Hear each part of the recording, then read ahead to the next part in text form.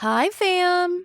Welcome to you as we enter into a special Memorial Day themed episode about combating stigma and improving mental health support for our military personnel and vets with OCD, with special guest expert and advocate Dr. Elizabeth McIngvale. So settle in because there's some important and heavy conversation ahead. I'm Nicole Morris, licensed marriage and family therapist and mental health correspondent. And let me be the first to say, welcome to the family, the OCD family, that is.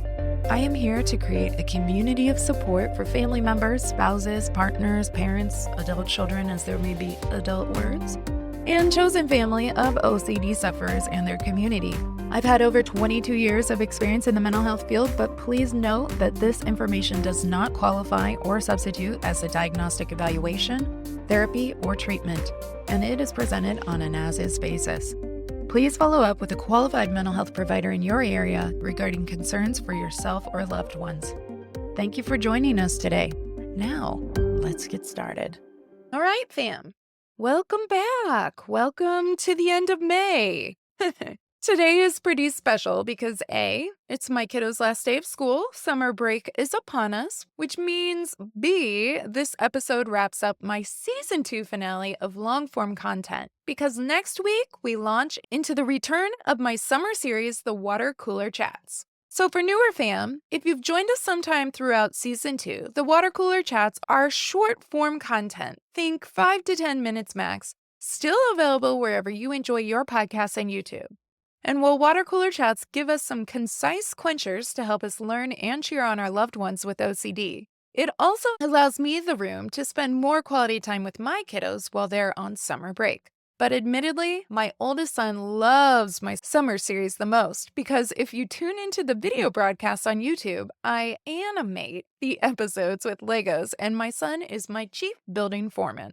In fact, all season long, he's been suggesting different themes and directorial interpretations that I can create. And I do love that he feels so empowered to storytell and be a part of the process for the Water Cooler Chats. But that means my long-form content with amazing guest interviews is reaching its finale today, though we will return with the start of Season 3 at the end of August. And we are so fortunate to have such a prestigious trailblazer, guest expert, and inaugural International OCD Foundation advocate, Dr. Elizabeth McIngvale, Ph.D., here with us. So many thanks to Liz for carving some time out of her busy schedule. And if you've ever caught the Lunch and Learn live streams or many of the community chats over on IOCDF's YouTube channel, along with former podcast guest and friend Chris Tronson, then you're likely familiar in part with Liz and her dynamic work. But whether you're new to her or not, let me just take a second to brag on our esteemed guest. Liz is the director of the OCD Institute of Texas, where she maintains an active clinical and leadership role, in addition to serving as faculty at Baylor College of Medicine in the Department of Psychiatry, where she is involved in research. Her clinical interests focus on OCD, anxiety disorders, mental health stigma, and access to mental health care. She was the founder of the Peace of Mind Foundation, a nonprofit foundation dedicated to OCD that has since been acquired into the International OCD Foundation. In 2020, Liz was active in OCD Challenge, a free self-help website, which you can imagine was very timely and a super important resource, especially as COVID was obliterating resources and treatment access across the board. As mentioned earlier, Liz was the first ever national spokesperson for the IOCDF, where she now serves on their board of directors. Liz has received numerous awards for her advocacy and impact on the mental health field and currently serves on various mental health and nonprofit boards. She is internationally known and recognized for her clinical work and advancements around the stigma in the OCD field, and so it is quite an honor to have her joining our OCD family community for today's important conversation. So if you're here in the US, and if you are catching us hot off the press from when this episode goes live, we are entering into Memorial Day weekend, which is a sobering yet important weekend where we honor the men, women, and all people who have paid the ultimate sacrifice, whether as active duty military or veterans. It's such an important topic, and because we're honoring those we've lost, then you can probably guess that we will be talking some about death today. But just to extend that trigger warning and provide the fam here with informed consent, we're also going to be addressing death of military and vets from suicide or unaliving oneself. So please proceed with discretion and remember this podcast does not qualify or substitute as treatment. So if you have a concern about yourself or your loved one, please reach out to a provider in your area. Or in the case of an emergency, dial 911 or your country's emergency code for immediate help. Additionally, a quick housekeeping note for any new fam, all the resources that we discussed today will be available over at this episode's blog at ocdfamilypodcast.com. So if you want to learn more about Liz, research that we discuss, you name it, I will have all the details over for you on the blog. But for now, let's go ahead and dive into today's conversation because, woof, there is a lot of ground to cover. Well, welcome back to the OCD Family Podcast. So I'm so excited to have Dr. Elizabeth McIngvale with us today. And she is a powerhouse in our field. She has done so much through the International OCD Foundation, as well as just in her own clinical practice and within her own community reach. And so welcome to the OCD Family Podcast, Liz. We're so excited to have you today. Thank you so much. I'm really excited to be here and looking forward to the conversation.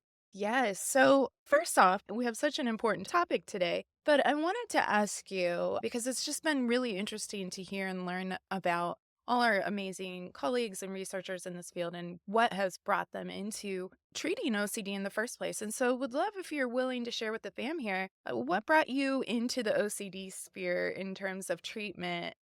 Yeah, good question. So my own personal journey, really. I mean, it was a journey after my own personal journey to get into this field and into treating. But I was diagnosed with OCD at a young age and underwent intensive treatment. I was inpatient at the McIngvale clinic 2 different times and really spent many years, decades of my life trying to figure out how do I actually manage this illness? What does that look like? And how do I get to a place of freedom, which is what I talk a lot about. And so I was dealing with my own journey. And as I think two things really stood out to me. The first was the discrepancy between people who have OCD and people who could access appropriate, effective, evidence based treatment. And that really bothered me. And so I really wanted to make a difference and make a commitment to allowing people to have that option and to figuring out how I could do that for the rest of my life, right? How I could continue to fight that and push for that. And then the second piece was really being able to send this message of hope and destigmatize OCD. I really wanted to also, after struggling, be able to help people see and understand that they're not alone and that there are other people dealing with OCD, but that there's help and hope available for you. I think so many times when I was first diagnosed, first of all, no one talked about OCD. There wasn't advocacy. There wasn't podcast. Like this didn't exist. And Yeah. so I had this big interest in doing that. But I also think at the same time, many times people are sharing their stories and they're incredible and impactful, but we don't always leave those messages of hope and make sure people understand that, yes, you can struggle and there's help available. And so I wanted to be a part of that. And so I started doing advocacy really quickly after treatment and really fell into advocacy with the International OCD Foundation. I was the first ever national spokesperson and did a lot of talks around my own personal story. And as I did that, I really clearly understood and knew that I wanted to make a career out of this and that I really wanted to be a clinician and be able to help others in addition to doing advocacy. And so I then made that my education route. And of course, did the formal education, formal training that I needed before I could enter the field as a clinician as well as an advocate. But that was my journey and that's where I'm at. And there's been a lot of new things I want to learn and understand and continue to grow from a career perspective, but it all lines up to access to effective treatment. Yes, very, very well said. And I think that it's not only impressive to hear, because I think, especially whether you've gone through one residential or inpatient treatment, we go, oh gosh, this feels so intense. What is life going to hold for me? And you're living proof. You're a living example of actually, the world's your oyster. There could be a lot of different things, but I love that emphasis on hope and access to appropriate care. And so thank you for sharing that bit about your story. I also am a lived experience person, but I, on the flip side, did not find out until I was already treating OCD. And so it's always interesting to hear how people came into this field. And today we're going to be talking about active duty military, veterans, and I know we have international fam, but we're going to, for the most part, be talking about the system of care and how military functions here in the US. But I want international fam to hang because I think it's still worth having a discussion and just doing some critical thinking about ways that we can have more access, have more hope, just really in line with that message that you were talking about, just even more broadly for OCD. And so, what brought you into the realm of working with active duty or veterans? Would love to hear more about your affiliation there. Yeah, so obviously that's not necessarily the entire population I work with now, but I did do my postdoc at the VA here in Houston and really was able to work hands on with veterans for a year during that time. And I think that for me, I just so many things really came about that. I think the first is obviously my gratitude and appreciation for the veterans in the United States and for those who serve our country. And number two, being able to help veterans understand that treatment is available. I think the biggest thing that really draws me into working with veterans is the stigma in the veteran population, I think is even stronger than in the general population when it comes to mental health and accessing treatment and receiving a diagnosis and all of the above. And so, yeah, just lots of work I think that we clearly know needs to be done, but also knowing that this is a population that is really struggling both with PTSD, OCD, lots of other mental health conditions, and one that is often in hiding much more than some of our other populations for various reasons. Yeah, and even along with that substance use disorder, it's interesting because the very first episode of season 2 I had with Dr. Patrick McGrath, we were talking about that overlap of substance use disorder and that impact, even particularly within our veteran population. And so I love that we can round out this season to really be talking about and honoring people that are already putting themselves in a place, continuing to fight for their freedoms. For me to even have a podcast to be able to talk about this, and yet, mental health and even more broadly, medical health can become such a complicating factor when considering even enlisting in different branches of the military. And particularly, problems don't just stop there with active duty, but can follow into the veteran stages of their career. And so, one of the first things that we were going to talk about today is some of the different systemic support system struggles that occur. And we're going to kind of think about this from active duty and beyond. And so I recognize that your work is more with the veteran population, but I'm sure some of these systemic problems, and we can trace it back, started with or even before active duty. And so, 100%. can we start with just kind of discussing, first of all, there are safeguards in place, and OCD, amongst many different mental health disorders and medical conditions, can disqualify you from enlisting in the first place for service. And that can feel harsh sometimes to people because they go, well, everybody has mental health. And so you're saying, I don't have a right to defend and be a part of this system if I have mental health struggles. And that's not how I think is most helpful to conceptualize this. And so, first of all, can we just talk about the safeguards and why it's important in the first place that we even have some parameters and boundaries when we consider mental health and active duty service? Yeah, I wish I could answer all of those because obviously I don't make the safeguards. So I can't speak to the why behind all of them. But what I can say from a mental health perspective is that we want mental health conditions to be treated before we engage in really any activity if we Right. want a chance of being successful. But when you think about active duty population, you are going to be in vulnerable places. You are putting yourself in the most vulnerable situations and you are being forced with high stress, high trauma at times, right? High anxiety situations that what we would say from a mental health perspective is like your vulnerabilities and your triggers are probably going to be as high as they possibly could if you are actively serving in the military. And so, what we know from a mental health perspective is that if you have an underlying mental health condition, high stress situations will make that condition worse. They will increase symptoms. And unless that mental health condition has been appropriately treated, you are at a really strong chance of either a relapse or, active symptoms that become debilitating and disabling when you are put in these high stress situations. When you think about mental health in general, and we talked specifically about anxiety or OCD, when do you see it onset? You see it onset during puberty, during life changes and postpartum, getting married, getting divorced, losing a job, getting a job, going away to college. These big life transitions, right? Puberty, hormones are changing, right? Because why? Well, you're more vulnerable, right? You are born biologically with these mental health conditions and they onset or exasperate at certain times in your life, right? Right. And those times are during the most vulnerable times. And so I actually wouldn't recommend that anybody with an untreated mental health condition purposely put themselves in these high stress possibly acute situations that are going to be putting them in like the most vulnerable states they could be in if they haven't had appropriate treatment. Yeah, it's such a great point. And if you consider, fam, I'll look up the specific study that I'm thinking of because I'm not able to name it at this moment, but I will put it over on this episode's blog along with any other citations, resources that we talk about today, and more info on how you can find out more about Liz and the work that she's doing over at OCDFamilyPodcast.com. But if we look at the prevalence of, say, even college age, like having that transition into college, graduating high school, maybe leaving your parent or your caregiver's home, a lot of times, especially if we're already dealing with some severe manifestations of OCD, then we're really reliant on that environment to help provide and participate in those compulsions, that feeling of safety that feels necessary for somebody, whether it has to do with contamination, fears, harm, etc. Name a thing, it could be inserted there. And so you consider at that age where people may be emerging into college is usually going to be right after high school. Well, when do a lot of people consider a military career?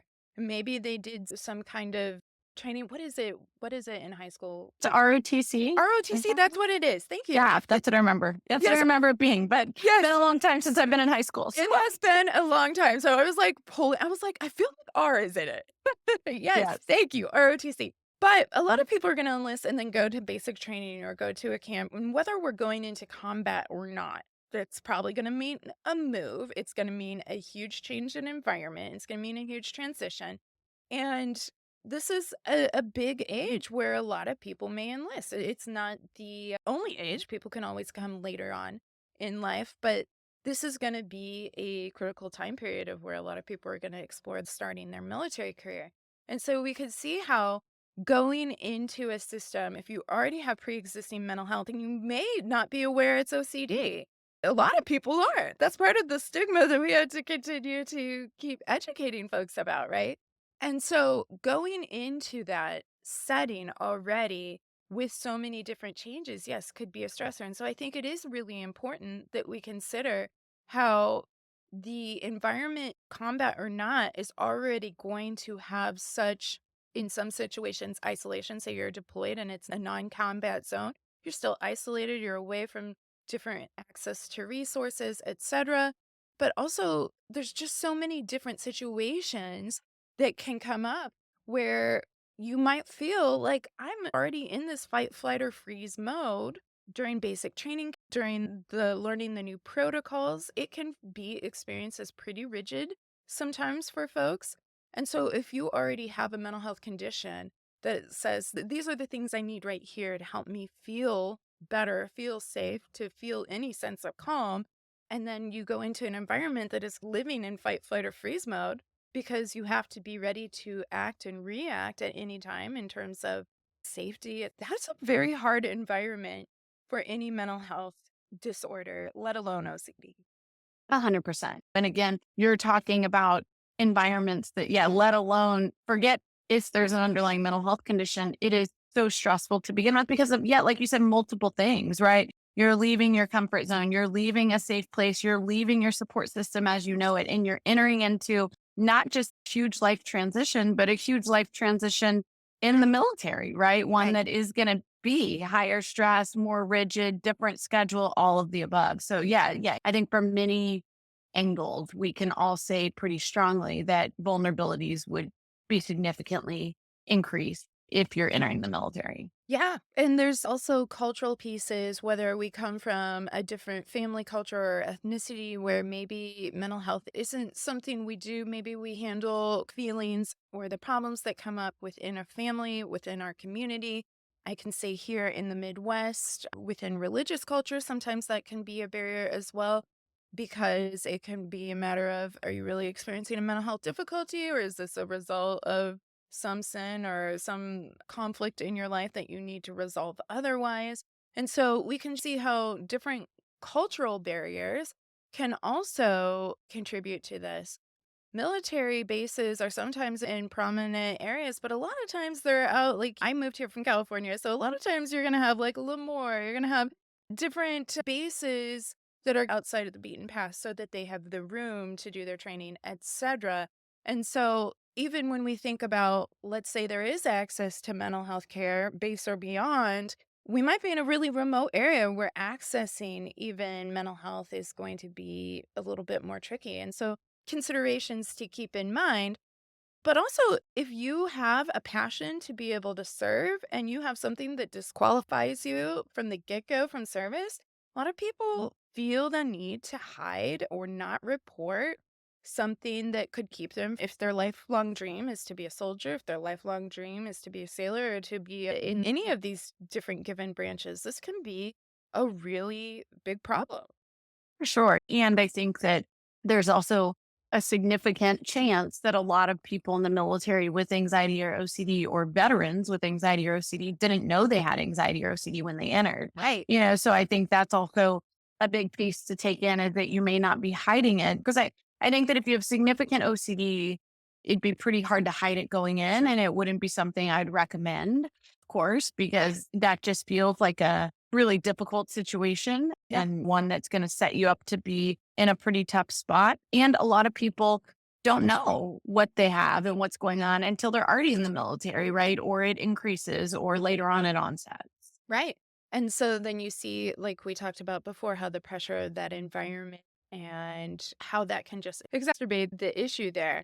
And it can become a huge safety concern for everyone in your unit, but for everyone in your branch that maybe you're deployed with or in the combat zone with too, because there's already a huge pressure with mission readiness and being able to be reliable and safe with your peers. And so if you imagine too, somebody is already feeling the stress, then we have that amplified mental health experience once we're in a more remote place or we're in a combat zone, it would not only be hard to get access to care, but it can bring up some of those safety concerns in terms of if I need this person to have my back and we're going into a combat zone and they're in freeze mode and they shut down, then that becomes a safety concern because we need to be able to rely on each other to react and to complete whatever our mission here is, and so you can just see the complicating factors. And so those are some of the support system struggles that are already in place, but I also want to talk about, because you were talking about even more broadly in terms of OCD, some of the stigma that is out there around mental health. And I think too, because our armed forces and our military are such strong men and women and all sorts of different folks already volunteering, there's almost this stigma like you should be strong and having mental health isn't strong. Even though we know that's not true. We all have mental health too. But can we talk a little bit about some of the stigma that can be experienced, whether it's from the feedback and what you've learned in your time with the veteran population or just even stigma of OCD if we were in the general population? I think some of these things reign true as well. Yeah, I mean, we know that stigma with mental health is significant. I think that it is more significant and prevalent with men to begin with. And so I think, especially when you think about military population and gender differentials, we know that there may already be an increased chance of stigma and the way it impacts individuals in the military or veterans. Add on to that, this sort of stereotype in the active duty and veteran population that I can't have something wrong, that I shouldn't carry this label, that I need to be strong and independent and fully capable of handling things on my own. And there is a lot of stigma and fear Yeah. that a diagnosis means you're going to take things away from me, that a diagnosis means I won't be able to do what I should be doing or have the same rights in my household that I want to be able to have, or people will look at me different. Sometimes people ask things like, oh, if I get diagnosed, like, can you not note that so other people don't know? And there's this misunderstanding that, like, there's HIPAA laws, there's safeguards in place. We can't go like share someone's diagnosis with the general population or with their next job that they want to get. A lot of people in the military go to high clearance jobs afterwards when they move back into civilian world. It is a transition and a shift for them as well. And they have a lot of anxiety about if a label is going to carry over, what impact that would have, but also what will my brothers and sisters in the military think, right? What will my boss think, my supervisor, and how will they handle that? And what might their own stigma be, or what are the ways they've heard mental health talked about prior in their own groups? Yeah, it's a great point. And you think about if I say I'm having anxiety, or if you lost a buddy in combat and you're struggling with that, which is so human. Oh my word. it's totally understandable. Sometimes that fear of, well, if I say I'm having problems with this and I'm having nightmares about this potentially happening to me at night or any given symptom presentation, I'm hesitant to give too many examples because I don't want anybody to hear them specifically and go, well, she didn't name my thing, so that must not include me. No, it can vary in so many different ways. But yeah, I think there is that stigma of what will people think about me? And to be fair to that point, not every unit, and specifically, you can think of this just kind of in small group or organizational dynamics anyway. Some people aren't going to be very supportive of that. Like some people are going to be, for lack of a better word, dicks about it. They're going to be like, you have this problem, shut up. There's going to feel like there's more punitive consequences in reporting. And then other groups, they're going to be like super supportive and they may even help you access that care and say, I think this is really important. And not all things are created equal. So just having some anxiety versus I'm having nightmares and I can barely concentrate may be reported a little differently. But from my understanding, and if you have a different understanding, I would love to hear your expanded thoughts on this. But you're really only psychologically evaluated when you're first enlisting. And unless there's a problem where maybe a superior officer is going, I think we need to have another evaluation, you're not really actively being evaluated unless you are making that specific trip over to behavioral health or having a sick call and saying, there's anxiety and I think maybe I need an evaluation. So outside of those circumstances, there really aren't calls for psychological evaluation. And we have to consider having people in these positions, there's so much psychological stress that goes into putting your life on the line, putting your neck on the line, and fighting in these different branches. And so, would love to hear your thoughts on that aspect of things. Yeah, I'll give a quick story, but I've got a great friend, Shannon Shy, who is a veteran and an incredible advocate. I don't have you had Shannon on yet, I have Nicole? not. I would love to. Oh, you'll have to have Shannon on. He would love to come on. And he was the president of the IOCDF and is a veteran and got his OCD diagnosis, received his OCD diagnosis while active in the military. And, Shannon's story is that, right? He started to display symptoms. He was really struggling. He was looking for help on his own in bookstores and self help. And he did, I think, seek out a supervisor to say, I'm struggling and I need support and help. And was able to get to active treatment while he was in the military. And it's an incredible story, but his recovery is incredible in the work that he does now to work with veterans and with others. But I don't know the ins and outs of what would happen. But I think about it kind of like, even if you think about just like an employer, right? Like your employer, when you first start on, they're interviewing you to see if you're fit for the job and if it makes sense and if you're qualified. And then after that, they're just assuming you can do the job, right? You're getting up, you're showing up to work, you're doing your job. And unless you go to your employer and say, hey, I'm struggling, or I need to take FMLA, or I need to seek help, or can you point me to human resources and help guide me? I don't know that they're going to be doing any continued assessments or right, unless you aren't performing, right? Or Right. there's a reason for them to say, hey, what's going on? And so I would assume it would be pretty similar. Yeah. Yeah. Well, and so I've had the privilege of speaking with different people, both veterans as well as active duty and veteran military families. And because of just the complicating factors, and again, I think it speaks to not only the stigma, but the feared consequence and the desire to, with the utmost respect, approach these conversations. They wanted to remain anonymous. But one of the people that I was speaking with was even talking about how for their spouse, they were even assigned to a position within their military unit where they were in a hospital setting. And it wasn't supposed to be, quote unquote, a traumatic setting. But then also had a dear friend come in through that hospital setting. That dear friend ended up having an emergency situation that did lead to a loss of life. This is extremely traumatic. This was not what you're expecting and going into your day. This started to have a very dramatic effect on the person, which is absolutely understandable. And it ended up carrying to a point where there really had to be advocacy and really a conference around what's going on with this person and are they going to be able to continue to serve, and really having to be able to step in and advocate and go, yes, but this is trauma. Even in a non-combat assignment, even in something that we didn't expect, we'd end up having this traumatic event. This is huge. And just to see the difference in how different units were responding to that. Some units, they might go, yeah, that makes complete sense. We'll do what we can to support you. In other units, we might have to fight for it at a tribunal or other kind of panel to see if this person can continue to serve. And that, I think, just the difference of how things get handled makes for a lot of problems, whether we're talking about employers or the military, because not every group is going to handle things consistently. And that's probably one of the big pieces that's worth discussing here of how can we even promote more consistency, whether it's regulation or code, in terms of how we handle more transparency on how we problem solve different mental health or even new medical health issues as they show up so that we can decrease some of that fear. Because some of the stigma is based in, yeah, because that shit happened to somebody that I love and care about. And some of it is just the, I've heard stories and it may be completely debunkable, but if we don't have a conversation about it, we can't get down to the bottom of it or even create some advocacy for more consistent policy across the board.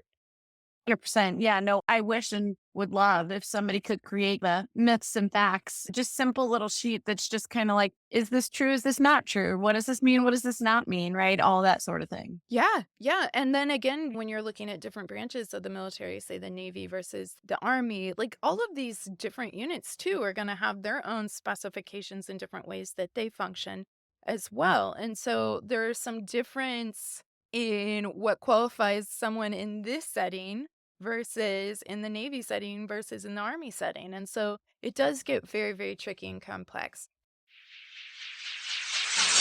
Well, since we're the OCD Family Podcast here, we always like to think too about our family members, the dynamics that happen for military spouses or partners, for children and loved ones around our active duty and veteran population.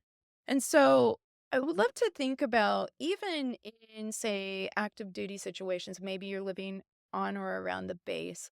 Maybe your loved one that's enlisted is dealing with mental health, but maybe it's you and you're afraid of the stigma that you could bring to your loved one. You don't want to be problematic for your family member. And you're trying to think of even how can I support them and not bring a negative stigma to our family, to our name, but also access the support that I need. Oh, it's a good question. I think that the first thing when we think about stigma and how we debunk it is, I think before we go into like personal examples of what it's going to be like and how do you deal with this on the base, I think that as a society, we need to think about how we're just talking about OCD and mental health. And how do we make sure people have, like I said early on in this podcast, a good understanding that you can have a diagnosis, but that effective treatment exists and you can live a fully functioning life, right? Because we can't expect somebody to be willing to live on a military base and talk about their diagnosis of OCD if the general population doesn't understand that that can be treated, that you can live a full functioning life and that it isn't this mark on your name, so to say. Like, I think a lot of times we want the second piece to come first that, oh, you should be able to just talk about it and you need to be willing to do that. And it's like, yeah, but like, who am I going to talk about it with? Who's going to understand? Who's going to help guide me to right treatment? And so the first thing I'd ask is, do active bases have mental health resources that are good? And if I speak out about it, do I feel like I'm going to be pointed in a direction that's going to lead me to help and recovery? Or am I afraid to speak out about it because I know it's a never ending loop of not getting better and just now people knowing I'm sick, right? People are going to be way less scared or anxious to talk about their diagnosis if they feel like there's treatment, right? I think most people aren't that anxious to talk about breaking their foot if they break it, because when they tell someone or they talk about it, there's a path to treatment that's pretty clear. Most people know what that is or can give them that referral, or they would say, oh, go to this clinic. Here's where it is. This is the doctor who's great that I recommend, whatever.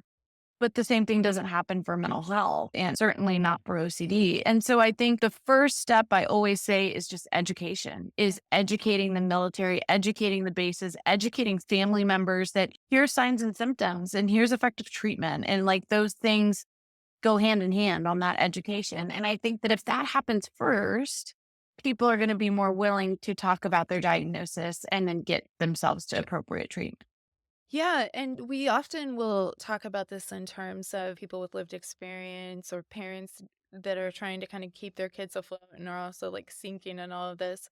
we talk about the analogy of if you're on a plane, put your oxygen mask on, and you're supposed to secure that for yourself first because you can't be of help to this other person next to you if you're not also taking care of yourself. And so I appreciate you talking about the education piece, and I pair that too with that self-care of even if you're feeling like I'm worried this could bring embarrassment or shame, if you're not taking care of you and you're wanting no matter what to support this person next to you, the best way you can support this person next to you is to take care of you.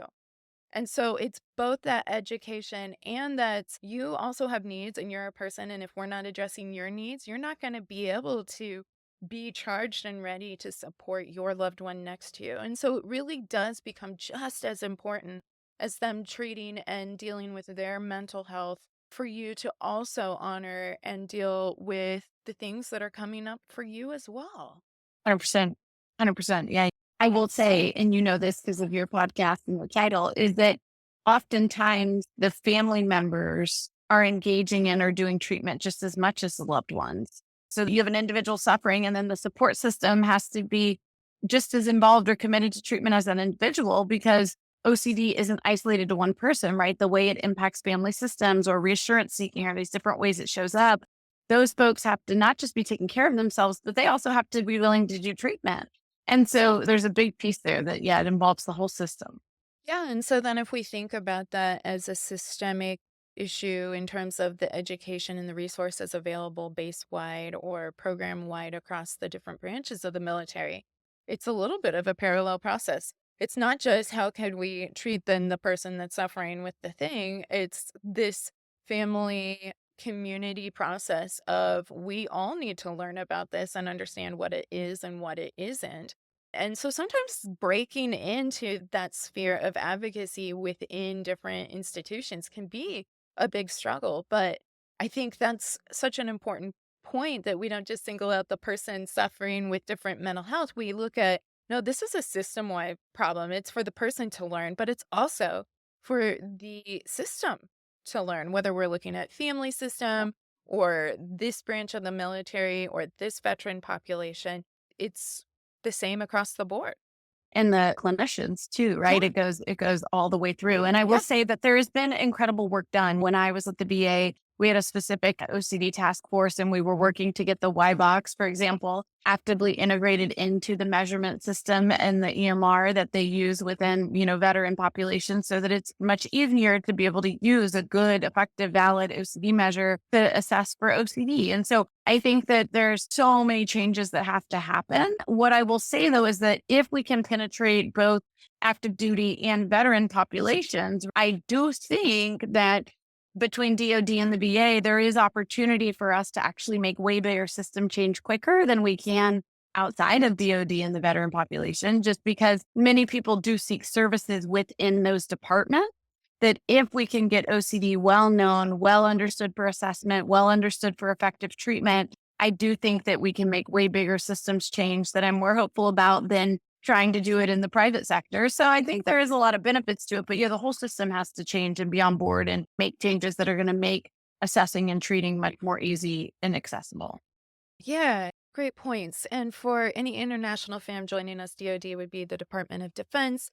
Also, for anybody that's newer to learning about OCD, the Y-BOCS would be our Yale Brown obsessive compulsive scale that helps us really be able to gauge the severity and frequency and give us all the really helpful data to know where we're starting, what's our baseline, what does improvement look like, etc. And so yeah, I think that's a really great point too, because being able to harness that attention and that education towards Department of Defense in that example of what you were saying, Liz, is a great place to start. And sometimes when there's a lot of things that need to change for any really good movement to happen, it can feel demoralizing for folks because they can go, well, so much has to change. This is never going to change.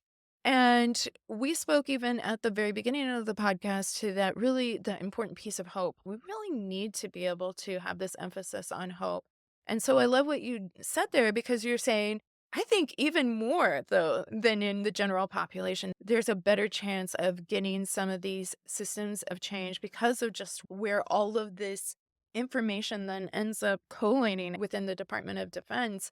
There's still hope to be had. And so I think that's a really beautiful point as well. 100%. Couldn't agree more. So let me ask you this in terms of working with the vet population, if somebody has disclosed or maybe has a history of disclosing, whether through behavioral health or sick calls over the course of their military career, different events of anxiety, distress, depression and sadness, trauma, does that make it easier for them in some way once they're a vet status to have that record of we can see how this has developed over time? What do you think? I think that once you are at the VA and you're entering the VA and looking for services and they get you with a clinical psychologist or a clinician, they're going to do a full assessment to understand what's going on. So whether that's been previously disclosed and is in your record or chart, or whether it's something you're sharing for the first time, I would hope treatment's going to be the same. And because either way, we should be starting with a full clinical assessment when you're coming in for services. So if it's well documented, maybe in advance, people would have a better idea of what services you might need coming in. But either way, a full assessment should really determine that. And so, again, with every new patient that anyone sees as a clinician, we should be doing a full assessment, clinical assessment to understand everything that's going on with that patient, because we wouldn't want someone to have, for example, well documented anxiety or OCD, but actually their primary thing they're dealing with right now is substance use or PTSD. And we ignore that because we only look at what's documented. So I don't know the answer to that, but I don't think it would necessarily change when you get to searching for services. Well, I think that's helpful, though, at least from the functional side of having worked in the VA and your experience of that. Because I will, and again, I'm going to share over on this episode's blog just different videos and accounts. And in researching for today's chat, I was even hearing that. And that just may be a piece of the myth busting that we get to do here because some of the veteran and when they were active duty folks that are sharing their personal stories out there on social media do have that sense of if I don't have a paper trail, then I'm going to be screwed when it comes time to needing treatment. And you're saying, no, actually, this is what we're not just going based on records, but we have someone coming in and doing their full clinical assessment as well, because there may be things reported, there may be things changed, there may be things that were never reported. But that doesn't mean that you're going to get to the veteran side of things and be out of luck and not be able to get help that you need because you didn't tell your commanding officer while you were active duty. And so I think even in of itself, without knowing the for sure answer, I think that does some myth busting. And I love that in terms of the broader education around this topic. So as we're approaching our close today, part of the importance and the timeliness of this episode is we have Memorial Day coming up. And I think a lot of times we think about people that we've lost, of course, that have paid that ultimate sacrifice in terms of combat or well in duty. But also, I really have a heart for and want to address, because there's certainly a stigma around this as well, for people unaliving themselves and suicide that have lost still the ultimate sacrifice and have felt maybe alone, maybe felt like that was the only option. There can be so many different pieces that go into that. But I want to honor as we go into Memorial Day here, really thinking about those we've lost and the suicide rates amongst both active duty as well as veteran population is staggering. And again, I'm going to have links to the most up-to-date research. They tend to do yearly different statistics, but they also have studies that look over different time spans.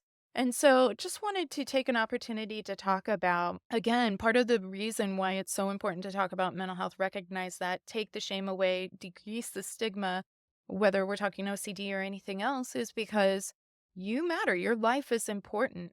And we do see staggering statistics here for our service members and our veteran population that have died to suicide. And so just wanted to bring up that subject and also see if you have any thoughts that you would offer on that from your experience in the VA, or just we know suicide rates in the mental health population, even in the general population, are just staggering as well. Oh, yeah. So tough conversation for us to have, but so important to be having it. I think that this, again, goes back to that important message that there is treatment and there is hope for everybody living with a mental health condition. And I think so many times veterans are suffering in silence and they're not talking about what they're going through because they don't think people can help them. They don't think anyone can understand. They don't think that pain can go away. And the reality is that we may not be able to fully understand. None of us can understand any other person's battle or struggle fully. but we absolutely can treat. And I have seen and I know that countless veterans, countless active duty, countless individuals with the right treatment can get not just relief, but be able to fully function and not have these symptoms, whatever symptoms you're dealing with, be it PTSD, depression, anxiety, substance use, OCD, trauma, you name it. They don't have to be in the front of your mind. They don't have to be something that makes decisions in your life. And instead, you can have yourself back no matter what you've been through or no matter what you're dealing with. And that's the message I want to send. I want to send that message that there is never, I hear a lot, well, I've gone too long, or I'm too far gone, or it's too late for me for treatment. That doesn't exist. There is not a time when it is too late to be treated. I've treated 80-year-olds, we've treated 4-year-olds, right? You can treat anybody who's dealing with a mental health condition. And the reality is, though, what's more important is that people really understand what evidence-based treatment is and what it means. And what that is that for every diagnosis, there is an evidence-based effective intervention that works. And it is 100% critical that that is the focus, that we are focusing on when we get a diagnosis, getting the right appropriate treatment versus just any treatment. Because what happens, and I'm so big on this, is that when people don't get the right treatment, it further reinforces that narrative that I can't get better. Treatment doesn't work for me. This is hopeless. And the reality is that we should be completely shifting that narrative as a society, because there is treatment for any mental health condition that you're dealing with, and you do not have to suffer in silence. Very well said. And even if it doesn't get to the degree of suicide, again, full circle in thinking how we started off this season talking about that overlap with substance use disorder and OCD and PTSD and all of these different aspects for our vets. Again, it's that there's hope beyond this. And a lot of people get into something like substance use disorder because they are trying to cope and survive and all of these different things. And so to be able to have evidence-based treatment where we can go, hey, this isn't just a shot in the dark and this isn't just a drink or a hit on something. This is, we know because we've seen it and we can document it and we can study why this wasn't just a fluke, that this can change for you. And so there is hope available. I would imagine, and to the degree that you feel comfortable sharing, Liz, I would imagine even you said you had 2 inpatient hospitalizations. So I would imagine it's already even hard enough to be in such a severe place and trying to survive going into that first hospitalization. Now imagine even going into the second hospitalization. Sometimes it can feel like hope is crushed. The fact that I even need to be back here, is this ever going to change for me? And so you can be in that space where it can feel beyond hopeless, and yet we can look and see how life changing, how different the right interventions, the right support, the right education can be on your quality of life. It's profound. 100%. And for me, there was a lot of stigma. I will say my first hospitalization inpatient was involuntary. And so it certainly was one that I wasn't willing to go on my own. My parents made that choice for me. I was a minor. And the real reason I wasn't willing to go is I had tried years of treatment and I wasn't getting better and nothing was working. What I didn't know is that I'd never been in front of the right treatment. So it was the wrong treatment the whole time. So of course it didn't work, but I didn't know that. And so I didn't think I could get better. I didn't think there was hope for me. And I certainly wouldn't have willingly gone to get treatment. And so the second time, while I was upset that I needed to go back and that I didn't manage my symptoms on my own and didn't continue doing the work I needed to do, or never maybe originally did all the full work I needed to do, I was much more willing at that point. I think that I at least knew treatment could work. I at least knew that I could get better if I worked hard. And so, yeah, I think that it's really hard for individuals. If we're telling you we want you to get the right evidence-based treatment and to get better, what that also means is that you haven't had that yet. So of course you're skeptical. You're not sure if that's true. You think it's different for you.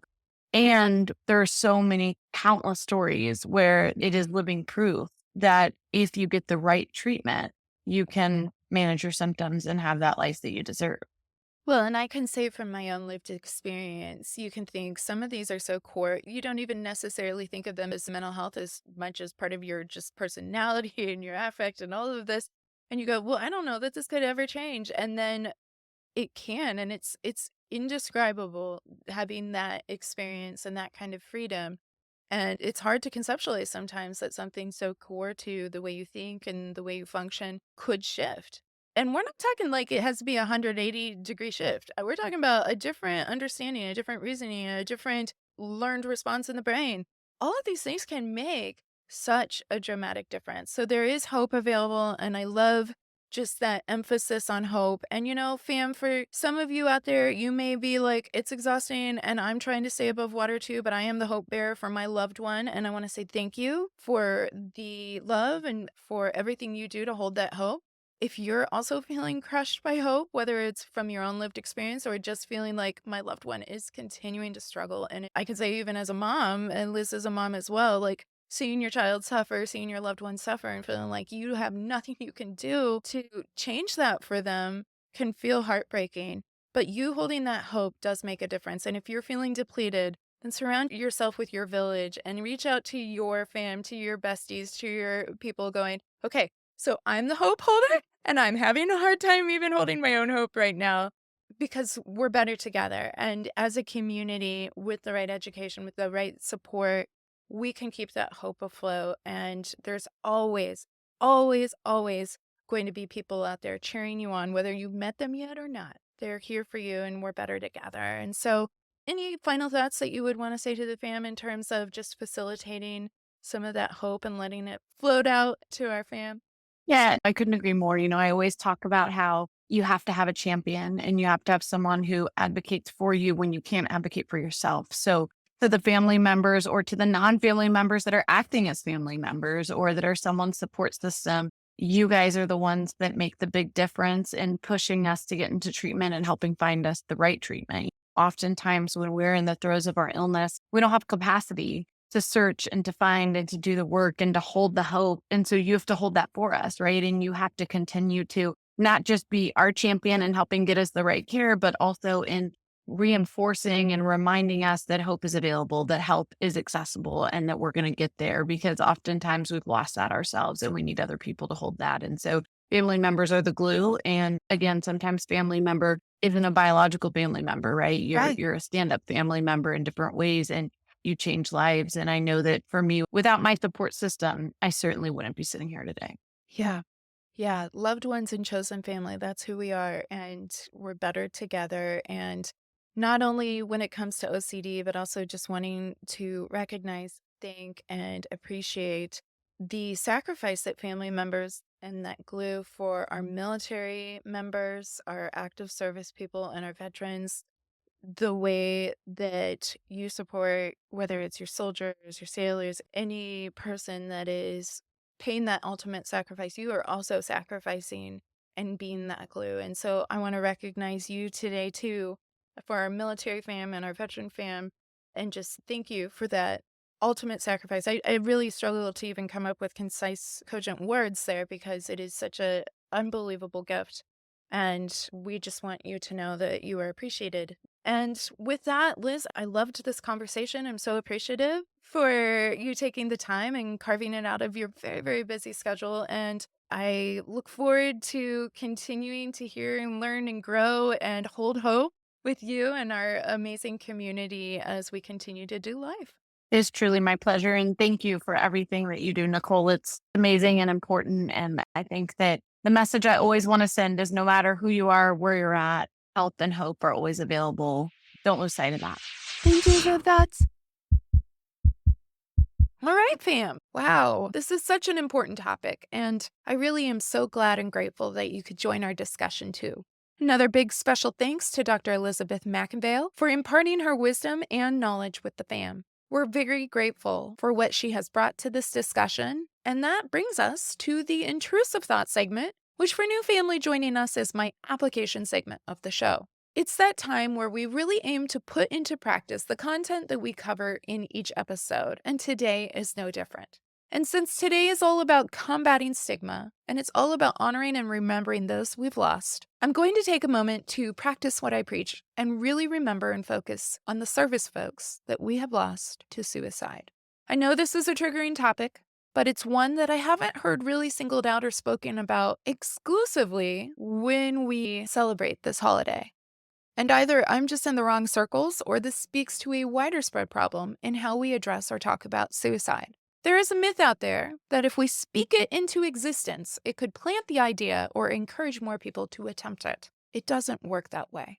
But what research actually shows us is talking about it open and honestly actually is one of the greatest forms of suicide prevention. And when we look at statistics, fam, the reality is staggering when we look at our military and veteran population that we have lost. A 2021 study from Brown University, yes, the same Brown that helped to collaborate on the Yale Brown Obsessive Compulsive Scale that we mentioned earlier in the show, estimated that nearly 6,400 veterans died by suicide in 2021, which averages out to more than 17 vets per day.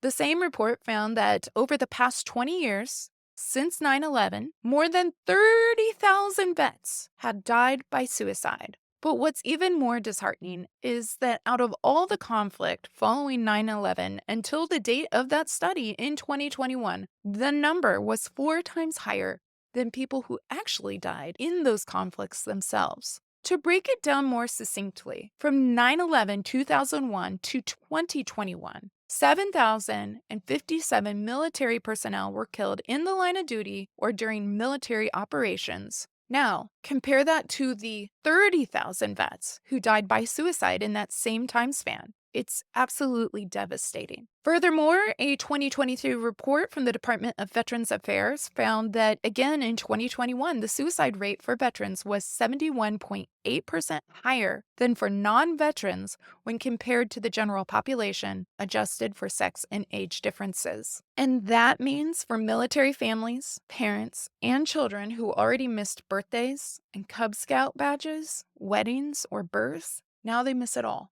And there really aren't words to describe that sort of grief and pain. So, this Memorial Day, we are remembering the heroes we lost, both in military operations and to suicide.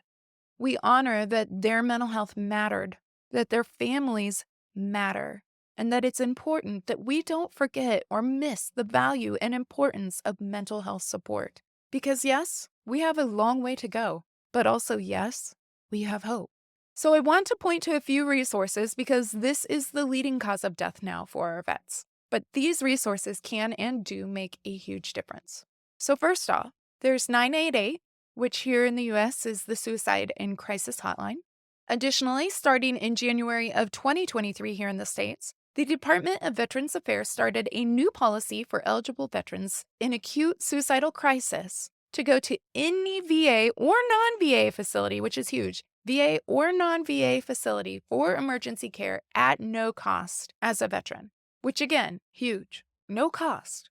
And this can cover emergency room care, inpatient or residential care up to 30 days, as well as outpatient services for up to 90 days, again, no cost.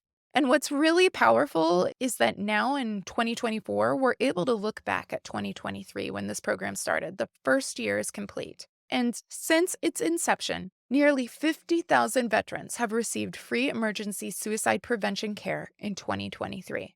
There is no doubt that this program has already saved a number of lives, and it's an important resource worth highlighting. Also worth mentioning, the USO, otherwise known as the United Service Organization, is also dedicated to providing education and resources to try and address the suicide rates among active duty personnel, which prompted them to create some programming through the Center of Disease Control, also known as the CDC, to address what in some branches of the armed forces are the highest suicide rates since World War II. And while I'll have all this info on the blog as well, I'll go ahead and verbally mention that if you or someone you know is struggling with suicidal feelings, there is the Military and Veteran Crisis Line, as well as dialing 988, where you can press 1, chat live, or text 838255. In closing, I'd like to take a moment while we remember and listen to this tribute for the lights extinguished, for those lost, a tradition that dates back to 1862 with the song Taps. And while this song is public domain here in the States, I'm going to link the YouTube video where I grabbed this performance from because I noted a really powerful comment that was just authored a few days ago by @Curious1673. And he said, quote, "A soldier doesn't fight because he hates what's in front of him, but because he loves what's behind him." End quote. Family, may we remember those service people and the loved ones, and the chosen family behind them. May we never forget the ultimate sacrifice all of these people have made. And may we remember our ability to create hope and change, safety, and futures by combating stigma, embracing mental health, and remembering that we're better together.